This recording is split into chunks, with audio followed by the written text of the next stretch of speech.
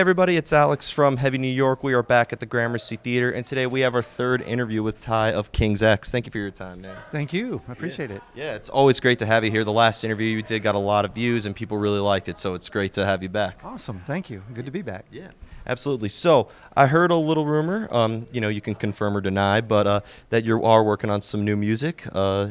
Just out of curiosity, how's it been going so far, if that's the case? Actually, we're more than working on it. We've got most of an album already recorded, and we're going back to LA in August for a couple weeks to finish it up. But that's how close we are. We're almost done. Awesome.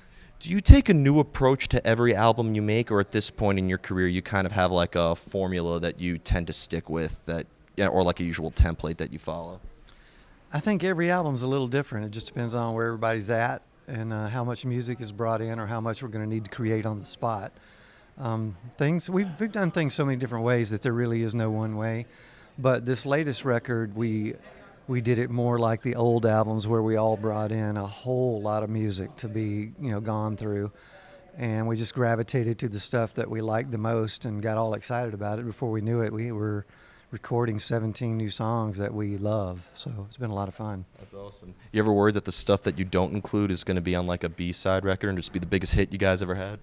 We don't care if it does. I mean, who's going to turn down a hit for whatever reason? Yeah. Now, the truth is it's all there, to be put out in whatever way, whether it's B-sides or bonus tracks or whatever. But we're going to try to put as much of this on the record as we can, have it like at least a double vinyl. We're already there on double vinyl, most likely. So yeah, a lot of new music. That's going to be awesome. Now, as somebody who has seen you live many times before, I feel like seeing you guys live is a completely different experience than just listening to your album. So when you're playing live, do you try to execute the material exactly how people are hearing it on the album, or do you like to intentionally make the live presence maybe a little different, throw an extra chord in there or chorus or anything like that? I don't think we actually think about it or try to do anything, but it sort of just happens that we do change things up live a bit out of boredom, probably, if nothing else. We never do the jam on Vegetable the same any two nights, nor Over My Head or any of the jams, actually.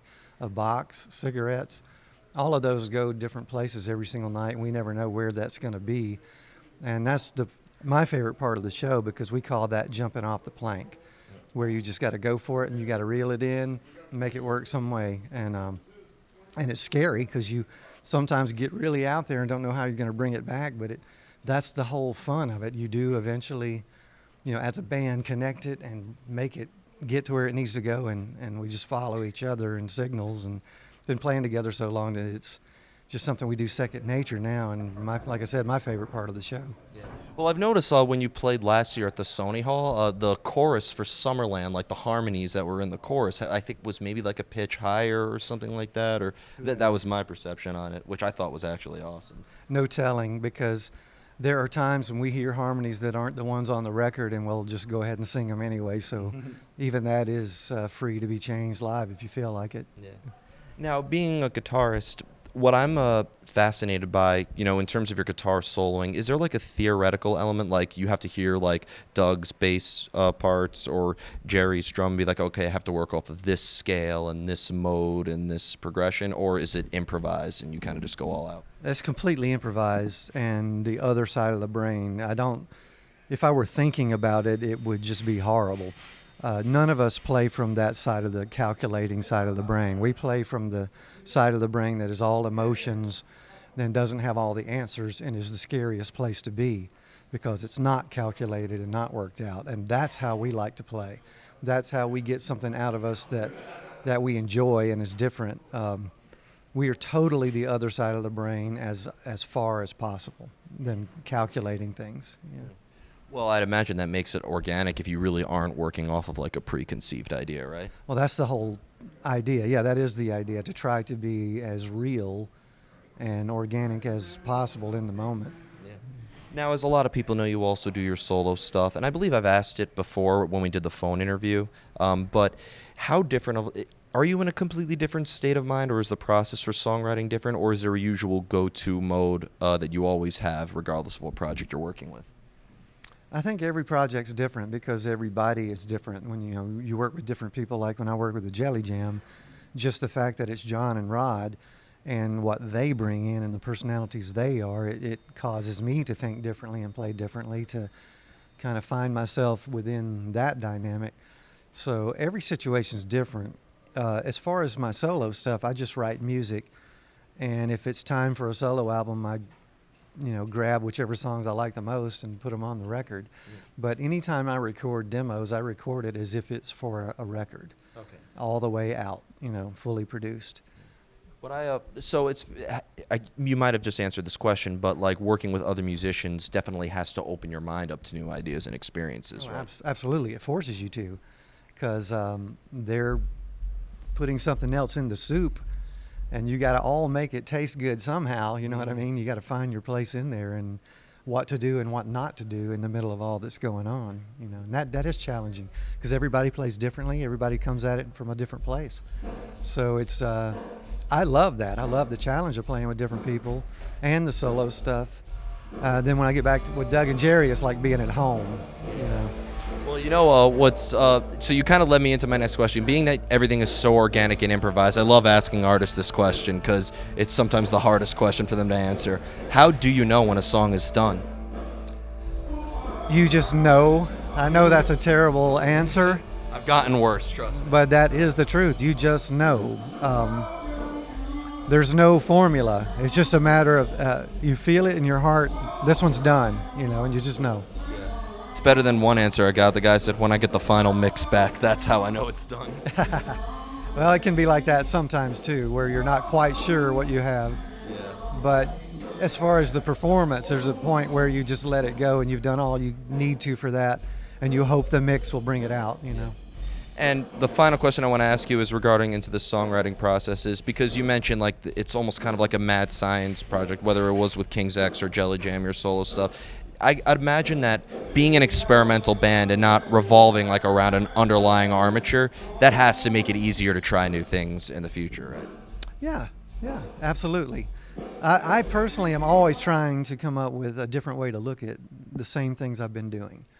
For me, for instance, I'll switch up guitars if I start getting comfortable with one. I'll grab another one that I'm not comfortable with just because it forces a different thing out of me. When I struggle, I seem to like it better, what I hear back, than when I'm comfortable.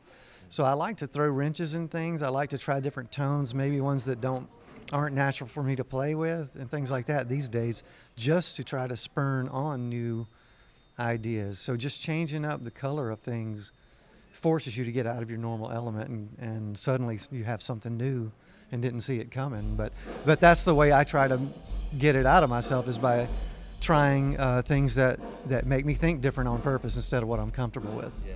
Well, I heard for an artist, sometimes the worst thing for an artist is to be comfortable. It is. I mean, comfortable, nothing ever comes out good for me unless I'm struggling with something or having a problem with something or stressed about something or whatever. Those deep feelings are what bring out art and music to me. And when I feel great, not much is coming out. Yeah. And being that King's X has been around since 1979, I mean, like, I think you guys managed to keep it interesting in your sound. I mean, I guess that's what helps you guys stay around that long. I don't know what I don't know what helps us keep staying around for so long, other than we love playing together still. We're like brothers. We're family. We've been through life together. I mean, everything together. I was 18 when I met these guys and started playing with them. Wow. So it's been a lifelong thing. And I think we're all scared of the idea of it ending someday. We want to play as much as we can, keep it going as long as we can stand up and do it. Absolutely. So before we go, I'd like to thank you so much for coming back on the show. It's always great to see you. Is there just anything else you would like to promote in terms of tours, or when can we be expecting the new King's X record, if you're allowed to say?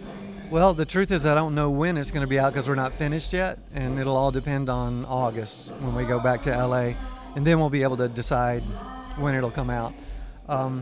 But as far as, we're just going to be doing a whole lot of touring this year. We're going to be in Europe for all of September, playing almost every night.